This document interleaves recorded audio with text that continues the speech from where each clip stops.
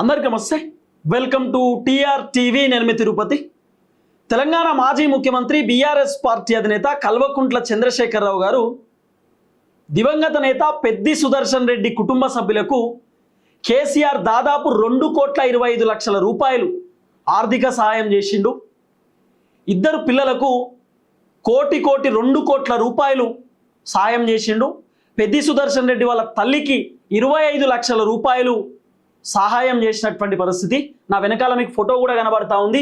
మాజీ ముఖ్యమంత్రి కేసీఆర్, పెద్ది సుదర్శన్ రెడ్డి భార్య, సుదర్శన్ రెడ్డి వాళ్ళ కొడుకు, వాళ్ళ కూతురు, అలాగే సత్యవతి రాథోడ్ కూడా మీకు ఇక్కడ కనబడుతున్నటువంటి పరిస్థితి. ఫోటోలో కేసీఆర్ అంతటితో కాకుండా కొన్ని కీలకమైనటువంటి అంశాలను కేసీఆర్ తెరపైకి తీసుకొచ్చింది. పెద్ది సుదర్శన్ రెడ్డి కుటుంబానికి మనం అండగా ఉండాలి. పెద్ది సుదర్శన్ రెడ్డి కుటుంబానికి ఎల్లప్పుడూ మనం ఖచ్చితంగా తోడు నిలబడాలి. వాళ్ళకి ఏ సమస్య ఉన్నా కూడా మనం ఖచ్చితంగా సమస్యను తీర్చాలి. ఎప్పుడు వాళ్ళ కుటుంబ సభ్యులను మీరు చూస్తూనే ఉండాలి, వాళ్ళ కుటుంబ సభ్యులకు అండగా నిలబడుతూనే ఉండాలని చెప్పి కేసీఆర్ బీఆర్ఎస్ పార్టీ లీడర్లకు ఆదేశాలు ఇచ్చేటటువంటి కార్యక్రమం చేసిందట.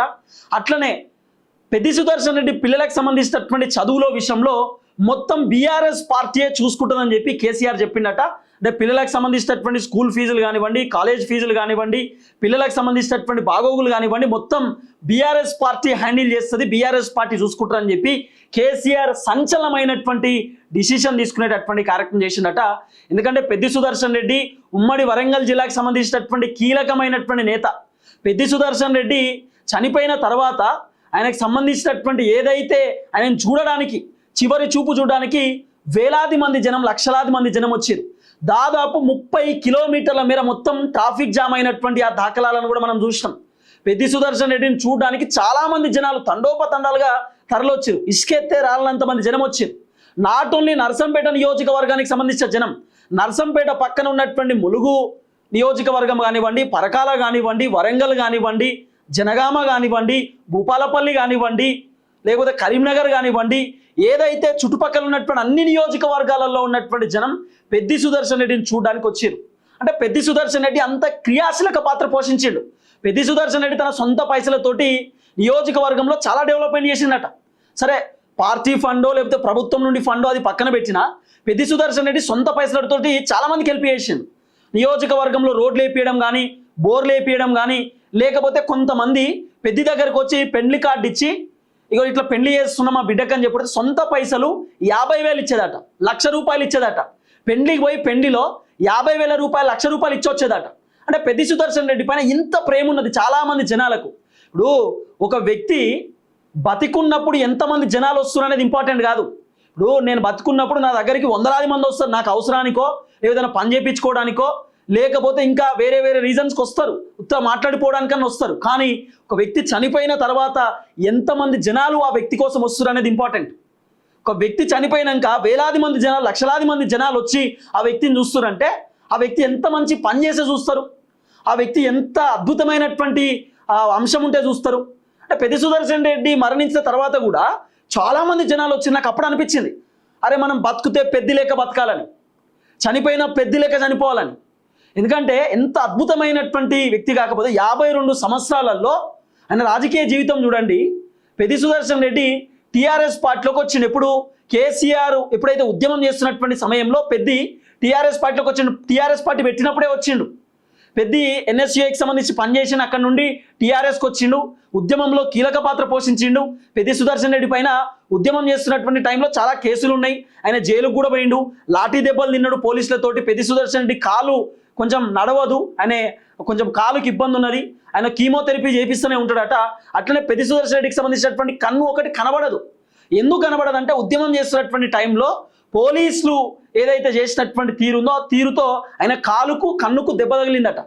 2 కన్ను పెద్ది సుదర్శన్ రెడ్డికి అంత బలంగా కనబడవు, ఒక కన్ను అయితే మొత్తం కనబడుతుంది, ఇంకో కన్ను లైట్గా కనబడుతుందట. సో ఇంత స్ట్రగుల్ ఫేస్ చేసినటువంటి వ్యక్తి పెద్ది సుదర్శన్ రెడ్డి. సో పెద్ది సుదర్శన్ రెడ్డి భార్య మొన్న కన్నీళ్ళు పెట్టుకుంటే చాలామంది ఏడ్చిరు. పెద్ది సుదర్శన్ రెడ్డి భార్య ఏడుస్తుంటే చాలామంది జనాలు, అక్కడ ఉన్నటువంటి మహిళలు, నువ్వు ఏడవద్దమ్మా, మేము అండగా ఉంటాం, మీ కుటుంబానికి మేము తోడుగా ఉంటాం, నువ్వు ఏడవద్దు, కన్నీళ్ళు పెట్టుకోవద్దు అని చెప్పి చాలామంది ధైర్యం ఇచ్చిరు. పెద్ది సుదర్శన్ రెడ్డికి సంబంధించిన కార్యక్రమం కూడా అధికార లాంఛనాలతో చేసిరు గవర్నమెంటు. అంటే అంత మర్యాద ఇచ్చిరు పెద్ది సుదర్శన్ రెడ్డికి. కారణం ఏంటంటే తెలంగాణ ఉద్యమకారుడు. ఆయన ఉద్యమం జరుగుతున్నటువంటి టైంలో తెలంగాణ వస్తే తప్ప నేను పెళ్లి చేసుకోనని చెప్పిండు. 2014లో తెలంగాణ వచ్చినాక కేసీఆర్ ముఖ్యమంత్రి అయినాక అప్పుడు తిరుమల తిరుపతిలో పెద్ది సుదర్శన్ రెడ్డి పెళ్లి చేసుకున్నాడు. సో అట్లా జరిగింది ఆయన పెళ్లి. ఆయన చాలా కీలకమైనటువంటి వ్యక్తి. ఆయన చనిపోయిన తర్వాత చాలామంది జీర్ణించుకోలేకపోయారు. చాలామంది అసలు పెద్ది లేడు అంటే ఊహించుకోలేకపోయారు. అంత కీలకమైనటువంటి వ్యక్తి. అందుకే కేసీఆర్ సంచలనమైనటువంటి డిసిషన్ తీసుకున్నాడు. 2 కోట్ల రూపాయలు కేసీఆర్ ఫిక్స్డ్ డిపాజిట్ చేసిండట పెద్ది సుదర్శన్ రెడ్డి పిల్లలకు. 2 కోట్ల రూపాయలు, 25 లక్షల రూపాయలు. పెద్ది వాళ్ళ తల్లి, ఆమెకు ఆరోగ్యం బాగాలేనటువంటి నేపథ్యంలో ఆమెకి దాదాపు 25 లక్షల రూపాయలు ఆర్థిక సాయం చేసిందట. ఇది పార్టీకి సంబంధించిన నిర్ణయం, డైరెక్ట్ కేసీఆర్కి సంబంధించిన నిర్ణయం. 2,25,00,000 రూపాయలు కేసీఆర్ డైరెక్ట్ ఇచ్చేసిండు పెద్ది సుదర్శన్ రెడ్డి కుటుంబానికి. ఎందుకు కేసీఆర్ పెద్దికి సంబంధించిన కార్యక్రమానికి రాలేదు? కారణం ఏంటంటే వాస్తవానికి కేసీఆర్ అప్పుడు కార్యక్రమానికి పోతుంటే హడావిడి ఉంటుండే, హంగామా ఉంటుండే, ఆగమాగం ఉంటుండే అక్కడ సిచ్యువేషన్. అందుకే కేసీఆర్ పెద్ది సుదర్శన్ రెడ్డి వాళ్ళ భార్యకి నైట్ ఫోన్ చేసిండట. కార్యక్రమం మొత్తం అయిపోయిన తర్వాత 11-12 నిమిషాలకు, అంటే 11-12 గంటలకు రాత్రి కేసీఆర్ ఫోన్ చేసి మాట్లాడిండట.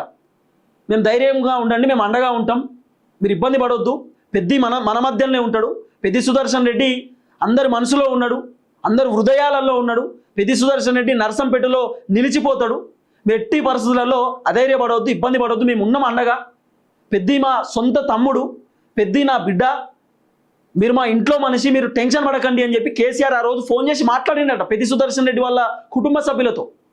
సో చాలామంది కేసీఆర్ రాలేదు, కేసీఆర్ రాకపోవడానికి రీజన్ ఏందని చెప్పి రకరకాలుగా మాట్లాడిరు. సో పెద్ది సుదర్శన్ రెడ్డి కుటుంబ సభ్యులతో కేసీఆర్ అదే రోజు మాట్లాడిండు, డిస్కస్ చేసిండు. ఇది జరిగినటువంటి అంశం అట. సో ఇప్పుడు కేసీఆర్ పెద్ది సుదర్శన్ రెడ్డి కుటుంబాన్ని పిలుచుకొని, సో కేసీఆర్ వాళ్ళతో మాట్లాడి ధైర్యం ఇచ్చి వాళ్ళకి అండగా ఉంటా అని చెప్పిండు. అట్లనే పెద్ది సుదర్శన్ రెడ్డికి సంబంధించినటువంటి కార్యక్రమం ఇప్పుడు ఉంది కదా, కార్యక్రమం అయిపోయిన తర్వాత 11 రోజులకు సంబంధించిన కార్యక్రమం ఉంటుంది కదా, ఆ కార్యక్రమం అయిపోయిన తర్వాత సో అప్పుడు కుటుంబ సభ్యులకు ఎట్లా అండగా నిలబడదాం, ఏం చేద్దాం, ఏం కథ అనేది అప్పుడు కేసీఆర్ డిసైడ్ చేస్తానని కూడా చెప్పిండట. ఇప్పుడు సింపుల్ ఒకటే, అంటే నేను రాజకీయాలు మాట్లాడాలనే ఉద్దేశం నాకు లేదు వాస్తవానికి, కానీ పెద్ది సుదర్శన్ రెడ్డి తర్వాత నర్సంపేటలో మళ్ళా జనాలు ఎవరినైనా చూజ్ చేసుకుంటారు అంటే ఖచ్చితంగా పెద్ది సుదర్శన్ రెడ్డి సతీమణిని చూజ్ చేసుకుంటారు జనాలు. ఎందుకంటే పెద్ది సుదర్శన్ రెడ్డి వాళ్ళ భార్య కూడా ఆమె పాలిటిక్స్లో ఉంది, ఆమె జెడ్పీటీసీగా పనిచేసిందట. ఇప్పుడు పెద్ది సుదర్శన్ రెడ్డి తర్వాత ఖచ్చితంగా వాళ్ళ భార్యకు ఎమ్మెల్యే టికెట్ ఇవ్వాల్సినటువంటి బాధ్యత బీఆర్ఎస్ పార్టీకి ఉంటుంది. అక్కడ ఆల్టర్నేట్ వేరే లీడర్కు ఎట్టి పరిస్థితుల్లో బీఆర్ఎస్ పార్టీ టికెట్ ఇవ్వకూడదు. పెద్ది సుదర్శన్ రెడ్డి భార్యకు ఎమ్మెల్యే టికెట్ ఇవ్వాల్సిందే. ఎందుకంటే పెద్ది సుదర్శన్ రెడ్డి 2018 నుండి 2023 దాకా 5 సంవత్సరాలు గట్టిగానే పనిచేసిందట. ఆ తర్వాత బీఆర్ఎస్ పైన ఉన్నటువంటి వ్యతిరేకత వేవ్ మొత్తం కాంగ్రెస్కి వచ్చి కాంగ్రెస్ అక్కడ గెలిచిరు. ఇప్పుడు పెద్ది సుదర్శన్ రెడ్డి భార్యకు మళ్ళీ టికెట్ ఇస్తే ఖచ్చితంగా గెలుస్తుంది, అంటే సానుభూతితో గెలుస్తుంది అనేటటువంటి అంశాన్ని నేను చెప్పను. కానీ పెద్ది సుదర్శన్ రెడ్డి పైన ఉన్నటువంటి పాజిటివిటీ, ఆయన చేసినటువంటి అద్భుతమైనటువంటి పని, ఆయన చేసినటువంటి the great work, so Peddi Sudarshan Reddy భార్యకు టికెట్ ఇస్తే ఖచ్చితంగా న్యాయమే. ఎందుకంటే ఆ కుటుంబం రాజకీయాల్లో ఉన్నారు, పెద్ది సుదర్శన్ రెడ్డి రాజకీయాలలో ఉన్నాడు. అట్లాంటి రాజకీయ కుటుంబం పెద్ది సుదర్శన్ రెడ్డి భార్య కాకుండా వేరే వాళ్ళకి టికెట్ ఇస్తే సో రాజకీయ కుటుంబం కాస్త ఇబ్బంది పడే అవకాశం ఉంటుంది. ఎందుకంటే ఆల్రెడీ వాళ్ళ భార్య రాజకీయంలో ఉన్నారు. సో ఖచ్చితంగా పెద్ది సుదర్శన్ రెడ్డి భార్యకు ఎమ్మెల్యే టికెట్ ఇస్తే బాగుంటుంది. సో కేసీఆర్ అది డిసైడ్ అవుతాడేమో అని కూడా నేను అనుకుంటున్నా, ఇవ్వాల్సిందే. ఎందుకంటే వాళ్ళ భార్య కూడా రాజకీయాలలో క్రియాశీలక పాత్ర పోషిస్తుందట. రకరకాల ఆరోపణలు వస్తాయండి రాజకీయ నాయకులపైన, ఆరోపణలు రాని ఏమున్నాయి, అద్భుతమైనటువంటి రాజకీయ నాయకులపైన కూడా ఏదో ఒక ఆరోపణలు వస్తూ ఉంటాయి. ఆరోపణలు వేరే, రియాలిటీ వేరే ఉంటుంది. సో పెద్ది సుదర్శన్ రెడ్డి కుటుంబానికి కేసీఆర్ అండగా ఉన్నట్టు ఆ కుటుంబ సభ్యులు కూడా టికెట్ ఇవ్వాల్సిన బాధ్యత కేసీఆర్ పైన ఉంటుంది, ఇస్తాడని చెప్పి నేను అనుకుంటున్నా. పెద్ది సుదర్శన్ రెడ్డి భార్యకి ఎమ్మెల్యే టికెట్ ఇస్తాడు, ఇవ్వాల్సిందే, నాకు తెలిసి ఇస్తాడు కూడా, ఇదే నేను క్లియర్ అనుకుంటున్నా. ఎందుకంటే ఇప్పుడు ఆల్టర్నేట్ పెద్ది చనిపోయిన తర్వాత చాలామంది నేను పోటీ చేస్తా అని చెప్పి వస్తూ ఉంటారు, అడుగుతూ ఉంటారు టికెట్. సో వేరే వాళ్ళకి ఇవ్వడానికి ఆప్షన్ లేదు, ఇవ్వకూడదు కూడా.